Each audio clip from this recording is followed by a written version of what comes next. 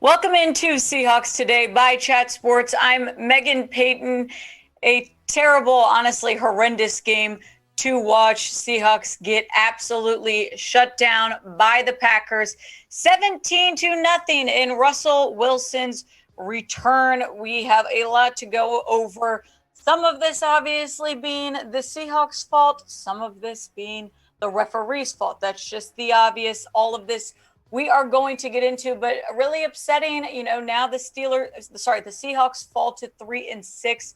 It's not ideal. So we have a ton to break down, but I do want your just initial one-word reaction to today's loss. We're going to get these votes in the comments right now. I'll react and respond to everything you guys say. I mean, honestly, disappointing, I guess, would be my one word. But let me know what you think. If you get the ad break here, make sure you are getting your votes in.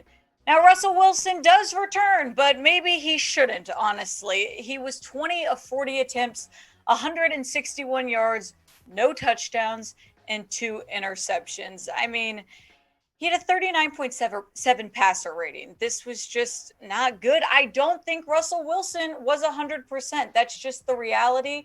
And it's very disappointing to me that the Seahawks decided to play him knowing that he wasn't 100%. I mean, we could see the amount of times the Seahawks were in shotgun because they wanted to avoid Wilson being under center because he didn't want to hurt his finger. I get it, but that's problematic. I mean, he had a decent amount of overthrows. He missed a lot of, he was rusty too, so that's obvious, but just not 100% healthy either. I think we can all agree on that. He got sacked 3 times. He was, third quarter, 2 interceptions in the end zone. You cannot have that from a guy like Russell Wilson. So I'm not going to sit here and just blame Wilson and start saying that he's not a good quarterback, because obviously we know Russell Wilson is one of the greatest quarterbacks. But what I'm simply saying is they should not have played him if he was not 100% ready, which he clearly wasn't. And I get it. Russ is the kind of guy that's going to want to play. He hasn't missed games before in his career, so this was a big deal. And he was doing everything he can to get ready. But I do feel like that's a little bit selfish. I mean, that's just my honest opinion. And I don't know who makes that final decision. If that was, kind of Russell persuading Pete Carroll, or if Pete Carroll, I mean, he obviously agreed to this. Now, as much as Russell Wilson struggled in this game, the offensive line really did not help him out. Dwayne Brown, Damian Lewis, those two guys specifically need work. And I'm just saying, Dwayne Brown went out with a hip injury, and I'm not saying that it wasn't real, but I'm also saying that Dwayne Brown is not playing well anymore. That's just the reality. Jamarco Jones came in, replaced Brown, and it wasn't much better, but it was like right now, Dwayne Brown's getting older. He is not going to perform the way he used to, and I think that the Seahawks are moving on from him. We'll see what happens next week, but there's not much positive to talk about. We're going to talk about like some good things that the Seahawks did, but 0-17, you can't talk a lot of good things about. That's just how it is. But I think Russell Wilson came back too early. That's my initial thought when I watched this game. I was like, why would they have him in here? But I do want to know, maybe I'm alone in that thought process. Do you guys think that Russell Wilson came back too early? If you do think so, type Y for yes. If not, type N for no. I definitely think he came back too early. Now, if we're feeling down on the Seahawks, but we are still getting that betting craving to go put your money on another team, maybe, that's fine. BetUS is the sports book that we love and trust here at Chat Sports. If you go to chatsports.com/bet, they are doing a great deal. If you use our promo code Seahawks125, you're going to get a 125% deposit bonus. Turn $100 into 225. You can bet up to 500. 100 is the minimum, though. And I know we've told you about this deal that we are doing, and we're going to continue it for the next few days because we still have some jerseys left.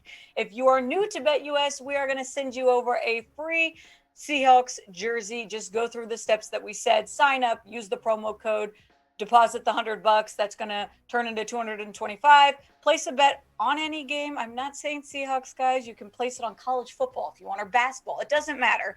Once you do this, though, email us jersey@chatsports.com, and then we will send you over a Russell Wilson, DK Metcalf jersey. I think we actually might have a couple other ones left, but let me know if you guys have any questions on sizing, whatever. We'll get back to you on that.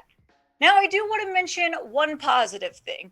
The defense is looking good. Okay, you know what? I wrote this originally saying the defense is looking good, but I'm going to say the defense is looking better because you're going up against Aaron Rodgers and this Packers offense, one of the most dominant in the league. I mean, there's something to be said about not allowing them to score more than 3 points leading into the fourth quarter. Rodgers was off, though, in this game, too. He was 23 for 37, 292 yards, no touchdowns, and 1 interception. And, you know, that's it kind of expected. He didn't practice at all this week after, you know, testing positive for COVID. We knew that if he was going to be playing this week, he was probably going to be a touch off just not having practice. But ultimately, it didn't matter because they ended up getting the win. I do feel somewhat encouraged by this Seahawks defense, who was struggling so much earlier in this season. And a guy that I really think has improved is Jordan Brooks.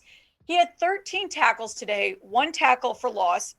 I think he's getting better and better in pass coverage. Now, he did miss a big fourth quarter tackle on Dylan, but by the fourth quarter, I'm just going to say this, by the fourth quarter, this defense was so tired. So the only reason why I think the Packers even had 17 points was because the offense did not have any time. The Seahawks offense did not have time of possession on the field. So therefore, your guys are tired. I mean, DJ Reed, Trey Brown, these guys did really well, in my opinion. Sidney Jones, too. He had, I think 13 tackles or something like that.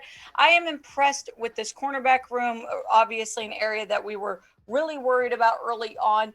But after a certain point, your defense is going to give out. And so I don't blame them completely. Obviously, there were, some missed tackles, but ultimately this was an offense problem. And really, this was a ref problem. The refs were bad today, and I hate to be that person. I don't want to be the person that's like, the refs suck, this officiating was terrible, but this was like alarmingly bad, in my opinion. There was, just to name a few, Russ's scramble, that should have been a first down. They call it back 4th and 1. To me, that was terrible placement. The Allen Lazard blindside block on Ryan Neal, that one was very obvious. And to me, the worst call of today's game was the Darrell Taylor fumble recovery. I rewatched that multiple times to see, am I missing something? To me, that was a clear fumble recovery that the refs missed. It was very home field advantage, in my opinion. I know it's a very common thing to say, and it's very easy. Makes yourself feel a little bit better if you can blame it on the refs. But it makes the game less fun when you have officiating this bad. So, 1 or 2 calls here or there, that's bound to happen. But these calls changed the game. That's my opinion. So instead of grading the Seahawks today, which we normally do in our post-game show, we're going to grade the refs today. This is going to be A, B, C, D, or F. How do you feel the officiating crew did today in the Seahawks versus Packers game? This is like a D or an F for me. To me, there was, and those are only a few that I mentioned. There was a lot. We could do a whole video on the calls that happened or the missed calls that they didn't have on the Packers. But to me, this has to get handled. And obviously, that's not in the Seahawks' control. It's not in the Packers' control. That's way above. And I think this has been a common theme in the NFL this year. So not much we can do about it, but I hope that improves because it makes the game less fun. Now, ultimately, though, the Seahawks did struggle, but Jamal Adams, I will say, hey, we kind of were down on him for a couple weeks, but he got his first interception of the season today. He had great tackles, I think 11 tackles. He had a pass breakup. I think Jamal Adams is really starting to click again. Very, very excited that he is back on track. I think the Seahawks are just using him a little bit better, which is a good thing. Happy to see Jamal Adams had a good game. And by the way, we didn't see much of him, but D. Eskridge was back today. He only had 1 reception for 4 yards, but good to know that after dealing with a very long concussion, He is now finally back out and playing. So hopefully in the coming weeks, we will see more of D. Eskridge. And how could we end this terrible game without an ejection by DK Metcalf?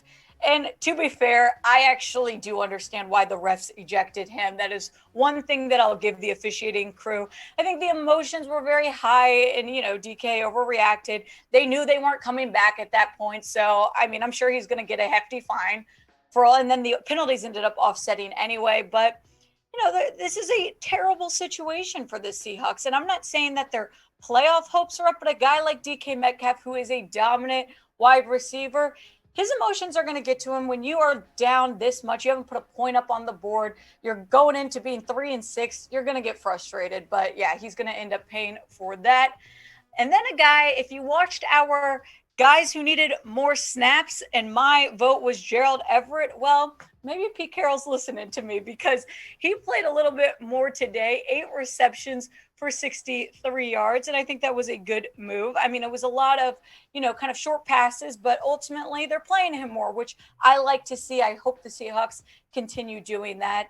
But there's not much positive to talk about, unfortunately, with this game. Seahawks 0 points for the first time since 2011. That's before Russell Wilson even got to Seattle.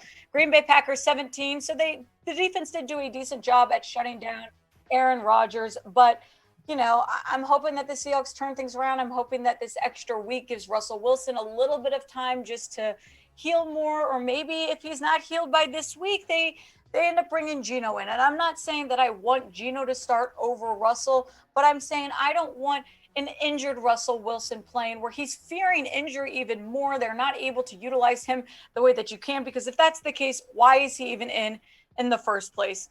Now, there's going to be a lot more to talk about specifically with this game. Right now, these are just all of our initial reactions. So if you are not, asking you guys right now, please subscribe to Seahawks Today, because we will keep you updated on everything Seahawks, the good, bad, ugly, everything in between.